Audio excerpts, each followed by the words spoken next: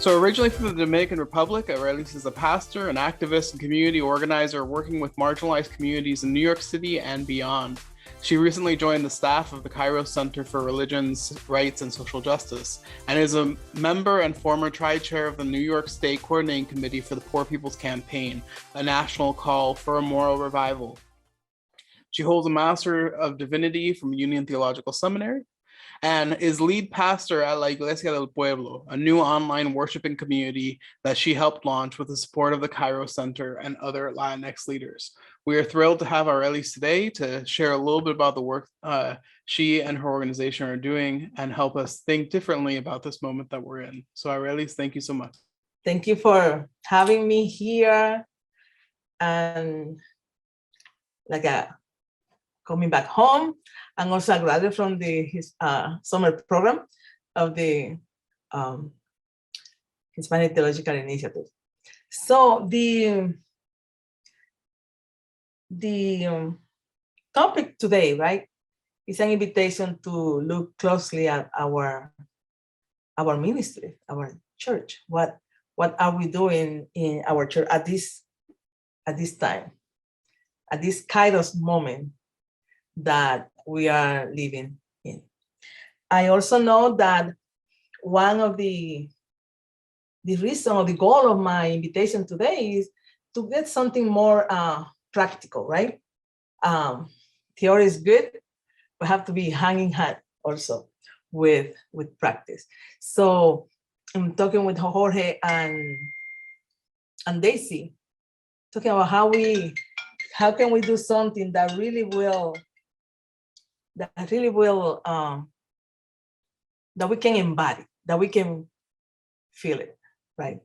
Not just talk. So I hope that we can do that. In the Poor People's Campaign, theomusicology is essential, and we start today with music, and we only have music to ground ourselves. And music also as a tool for organizing. And we are doing this at this time because someone has been hating our people and have gone far too long, and we won't be silent anymore. I just want to sing a little bit that as a prayer for us today. Somebody's hating our people, and it's gone on far too long. Yes, it's gone on far too long. I tell you, it's gone on far too long.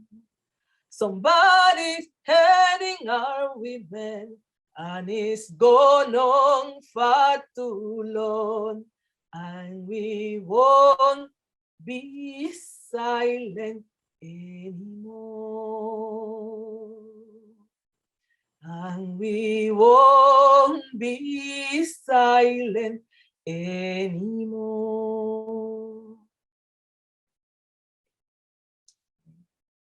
So today, as Jorge said, I want to draw from my experience as pastor, local pastor, community organizer. I also work as a counselor. I am a certified counselor in the state of New York, working with people with substance abuse.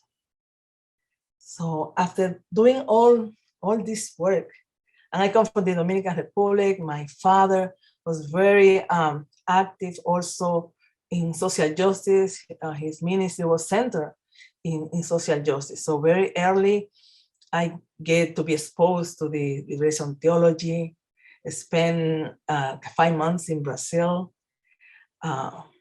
studying liberation theology. And that's why when I hear Dr. Barber and the plan to relaunch the Poor People's Campaign, I knew really what he was talking about. So I joined the campaign. It was launched in 2018 with 40 days of action. Each state went to the capital of their state to do some type of civil disobedience. So that means that we here in New York went to Albany, I was working as a counselor. I cannot have all this time, but I say I'm gonna go to the first one and to the last one. So to the first one, I went to Albany, and the last one, so the launching of the campaign in Washington, I went to that one. Dr. Barber said, if you are here today, you are a founding member of the Poor People's Campaign, a national call for a moral revival. So I tell people, yeah, I'm a founding member. So so this campaign, it's helping me put all this thing in perspective, right?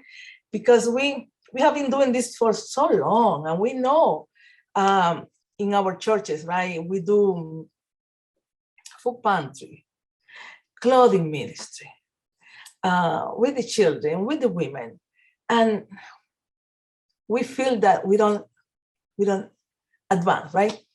We can, as we say, we can find housing for one person today, but tomorrow 10 people are gonna go homeless. So that's why we say we need to go deep, right? And so that's the mission of the Kairos Center and the Poor People's Campaign. And let me see if I can share a little bit my screen here. Bear with me. Can you see more clear what is our mission, the mission of the Kairos Center? And if someone want to read it for me, that would be good. I'm happy to read for you, Arelis. Drawing on the power of religions and human rights, the Kairos Center works to raise up generations of religious and community leaders committed to the unity and organization of the poor as the leading social force in the building of a broad transformative movement to end poverty. We are a center for movement strategy, coordination, and education among the poor across the lines of division. Yes. We want to build a generation of religious and community leaders. We want to transform society. We want to unite the poor. And we are saying that poverty can be ended, not just alleviated with charity. Right? So then this is the pillar of the Poor People's Campaign. Poverty, structural racism, militarism, and the war economy, ecological devastation, and the distorted moral narrative of religious nationalism. The first three are the evils that actually Martin Luther King identified of this society: poverty, racism, and militarism. So the campaign, when it was relaunched, we add the ecological devastation, we know why, and the distorted moral narrative of religious nationalism that we think is the one that holds all of this. And yes, it's a lot, but we are saying that all those evils are interconnected, and we cannot just deal with one without dealing with the other one. So what is our strategy to accomplish all of that? Number one, shift the narrative by shifting the narrator.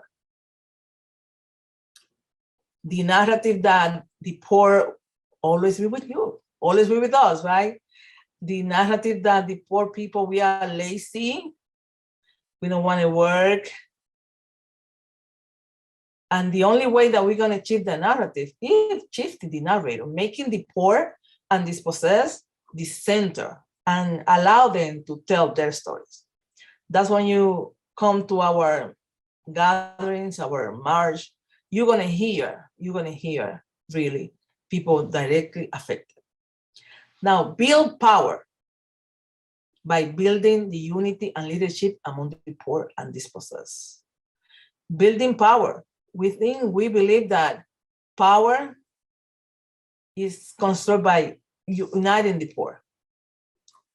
And we can power people, organize people and organize money, say all the people. Influence policy and election. We think that we're going to achieve change when we were able to influence policy and election. And we're going to do that when we have power. Without power, we won't be able to do this. So that is like the framework that I wanted to present before going any further, so people can understand what we are saying when we talk about transforming and contextual ministry. How are we going to do that? And just it was this Sunday, just April 4th, right? We were commemorating Martin Luther King assassination, and we know that we all talk a lot about him this week, and maybe starting with some of his work would be good. And actually, I have this book here,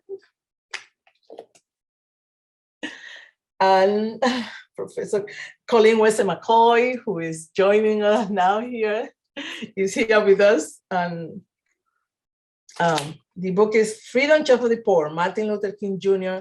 Poor People's Campaign by Colleen Wesley-McCoy. So this is what she said at the beginning. What was the King vision for the campaign? When King spoke to the SCLC convention in '67, he would be his last address to that assembly. And he called it the speech, "Where do we go from here?" And I'm going to read the quote. Why are there 40 million people in America? And when we begin to ask that question, we are raising a question about the economic system, about a broader distribution of wealth. When you ask that question, you begin to question the capitalistic economy. And I am simply saying that more and more, we have to begin to ask questions about the whole society. We are called upon to help the discouraged beggar in life marketplace. But one day, we must come to see that an edifice which produces beggars need restructuring. It means that question must be raised.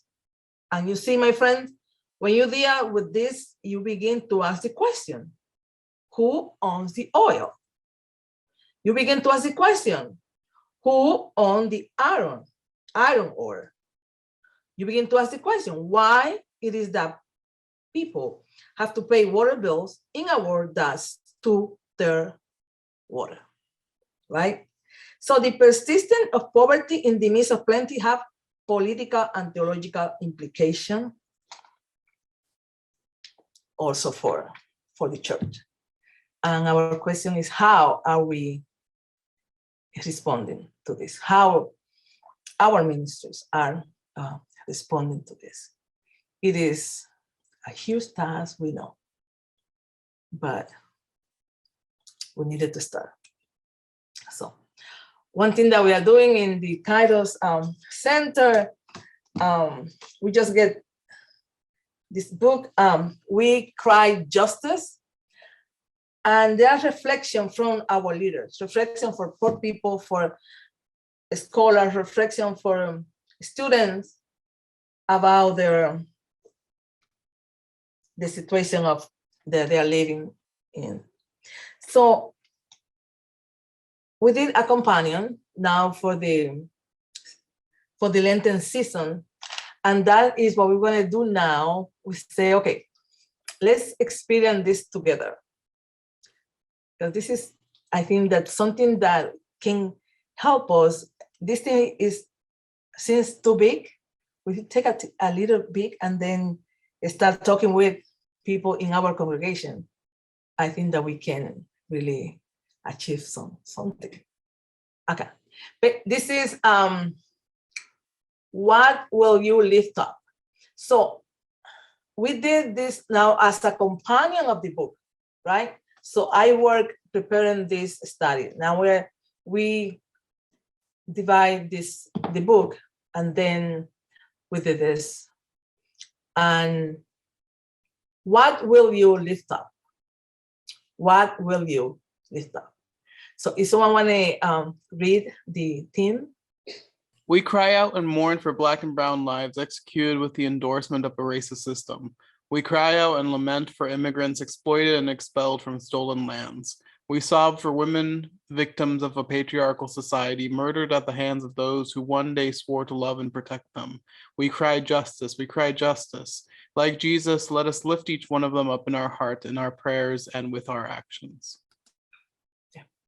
Then we read in Luke 4:18-19, the Spirit of the Lord is upon me, because you have chosen me to bring good news to the poor, to proclaim liberty to the captives and recovery sight to the blind, to set free the oppressed, and to proclaim the year of the Lord favor. In our meeting, then we can ask our people, who are the captive and the oppressed and the blind of today's society? What good news do we have for them? So in this chapter that Letia Fraser is asking us, what will you lift up, right? It's an opportunity that we can ask our people in the congregation, what do you want to lift up? So for me was the play of the immigrant, right? As an immigrant, this is very close to my heart. So can we, I joined a group in my neighborhood called Sanctuary Neighborhood. What we are doing is we are accompanying a family that, an immigrant family. So this family, Jorge and Ludi, they were separate at the border, right? So my group of 4 of us, even though in Mississippi, we're here in New York, this organization partnered us with them, and we start supporting Jorge until he and Ludi get reunited. We support them with the lawyer, sending books. We did all this work. Finally, after 3 months, Jorge and Ludi were reunited. And then just a few months ago, his wife came with the other little one. And that's the video of him taking the group for the support. But it is amazed me how people don't understand why people came, but you know, they don't have any other option, and they are so grateful. And let's listen what they have to say. Hola, buenas tardes. Mi nombre es Jorge Adalberto García Arita. Muchas gracias a todos los del grupo por ser parte de mi familia, pues, y yo sé que ellos me han apoyado en todo. Les doy muchas gracias a todas las personas que han puesto su grano de arena para poderme apoyar a mí y a mi familia. Muchísimas gracias, les agradezco mucho, y Dios sabe que yo les he agradecido muchísimo lo que han hecho por mí, y espero que tengan un buen inicio de año, y que este año sea de muchas bendiciones, y que lo que han hecho por mí, pues Dios se los va a multiplicar en sus vidas. Y muchísimas gracias por todo, y le doy gracias a Esther, a Nancy y a Arelis. A las demás personas no las conozco, pero les deseo lo mismo de corazón. Muchísimas gracias y que Dios los bendiga. Y aquí les presento a mi familia, que también ellos están muy contentos, y aquí está mi niña. Hola, yo soy Ludi, ¿cómo están ahí? Gracias por todo, porque aquí tengo a mi mamá y a mi hermana. Sí, mi García. Y yo le doy gracias a Dios también por estar aquí junto con mi esposo y mis 2 niñas. Muchísimas gracias, y que tengan una feliz tarde, y que Dios los siga bendiciendo.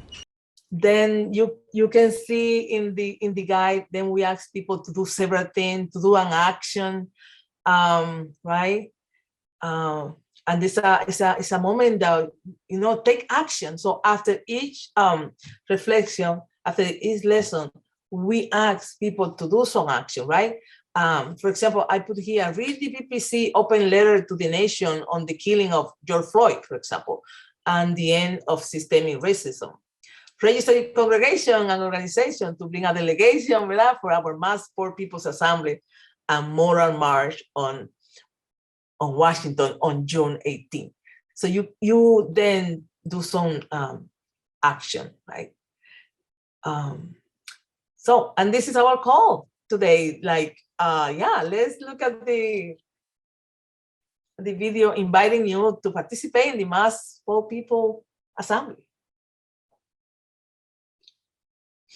It's not just a day, it is a declaration of the ongoing committed moral movement to shift the narrative.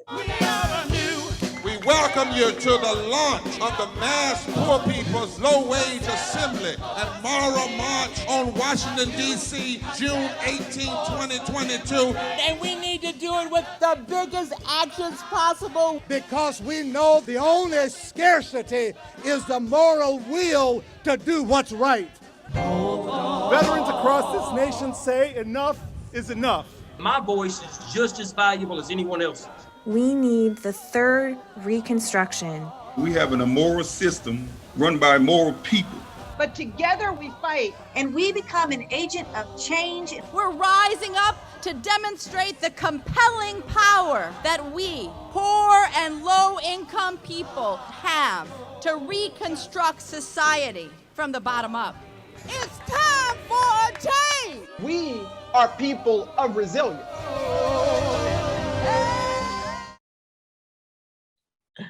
Thank you. Well, I think now we're gonna go to break and then we can have more time to talk about all of this.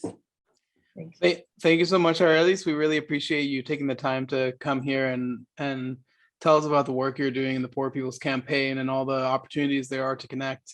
As always in the HSP Exchange, I'm glad as a small group, I've come to love intimate settings more than large groups. So I'm glad that we're here together and we have an opportunity to speak with one another. So we're going to go, as always, into breakout groups. And we're going to have a discussion for about 15 minutes in a smaller setting, even smaller setting, around the questions I just shared in the Google Doc. The questions to consider are these three. First, how are you connected to the HSP? What brought you here? Second is, what's one thing from today's presentation that challenged or inspired you? And then finally, and I think this is very pertinent, how can you apply the lessons from today's presentation to the work you're doing in your community? So I'm going to go ahead and send you into breakout groups for 15 minutes, and we look forward to seeing you back for a larger group discussion once we come back. Arelis, do you have any closing reflections you want to offer the group as we begin coming to a close? Kairos, you will know that Kairos is this ancient Greek word describing a time of great change when all ways of the world are dying and new ones are struggle to be born. And we really think that we are at this Kairos moment. We are living in very troubling times. We are still in the midst of a pandemic. And the campaign just released a study on the pandemic. A poor people pandemic, poorest US counties suffer twice the COVID death than the rich. I want to encourage you to look for that study that was released just in Washington, D.C. this weekend. Proportionally, more white people die because there is more white people in this country, but the more affected were Black and brown people and poor people. And in that study, you're going to be able to look at your county. You're going to be able to look the how many people die and what was the demographic of them. So it looked like no hope, but we are here because we have hope, right? And we know that when we live from the bottom, everybody rise. And we're gonna continue, and we're not gonna stop until the bottom is on the top. So we really invite you to join the campaign and to really follow actually the message of Jesus Christ, right? I have come that you may have life and life in abundance. We really think that everybody got the right to live. Thank you for being here with us and leading us in this very timely conversation. For those of you who are looking at the chat, I shared all the resources that Arelis has offered us today in the chat for you to take with you after, learn more about the Poor People's Campaign, and maybe even connect this to your own communities of care and concern. I also want to recognize once more the Alumni Network. If you haven't checked out the work that they're doing, please follow the link that Janae shared in the chat. Thank you for those representatives of the Alumni Network who are here today. They're in a moment of building. I'm very excited for the things that they are building, and I'm looking forward to see what's going to come out of it programmatically once the building, once the foundation is set and settled. So thank you all so much. Arelis, thank you again. And I hope that the rest of you can go in peace. Yeah, thank you for Colleen for being here, and also you can look for her book. Thank you. Have a good night, y'all. Bye. Good night.